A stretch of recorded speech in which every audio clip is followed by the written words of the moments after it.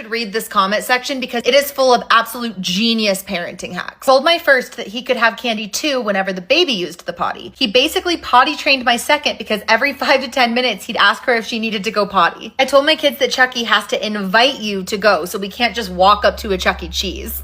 I use a kabuki brush to put sunscreen on my son while saying tickle tickle over and over again. Only way he'll stay still for a minute for me to make sure he's covered. This is a kabuki brush, by the way. You can get them on Amazon. They're super cheap. My daughter hates having her face being wiped, so I have to come up behind her like I'm chloroforming my child. Whenever it's bedtime and they are still stuck to Netflix or similar, I change the language to Greek or Polish and tell them they don't understand because they're too tired and it's bedtime. I mean, that's genius. I put myself in timeout. Sorry, mommy was not kind and got loud, so she needs a 5-minute timeout. Don't talk to me because I need to find my calm. My daughter hates dinner but loves lunch, so most nights we're having second lunch. My mom used to tell us she was allergic to loud noises, so when she was overstimulated, she would say she was having an allergic reaction. Worked until a doctor asked me if any allergies ran in the family. My mom told me and my brothers if we hid from her in the clothing racks at stores, the employees would take us and turn us into mannequins. Our dog got really sick and I told my son it made her sick to look at his messy room. It's now picked up every night and he shows our dog to make sure she knows it's clean. We used to go in the bedroom and watch the security camera footage to see who was lying. We were lying. We didn't have cameras, but they always confessed.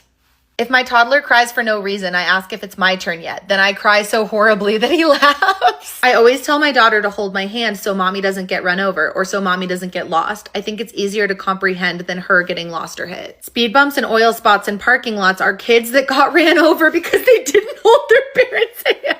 Trauma. At screen time, I give them their iPads at 4 to 5%. Times out perfectly and they know it needs to sleep, so no tantrums.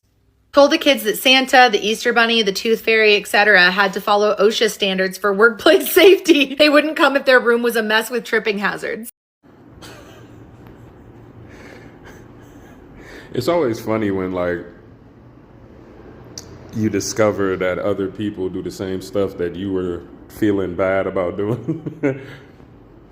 For 2 years, I got to eat all the Funyuns in the house and wherever my daughter saw them because I told her Funyuns were my favorite chips. And I told my daughter that Funyuns weren't for kids because they were too salty, and if you eat too much salt, your limbs swell up. It was glorious too, man, until her mom told her the truth.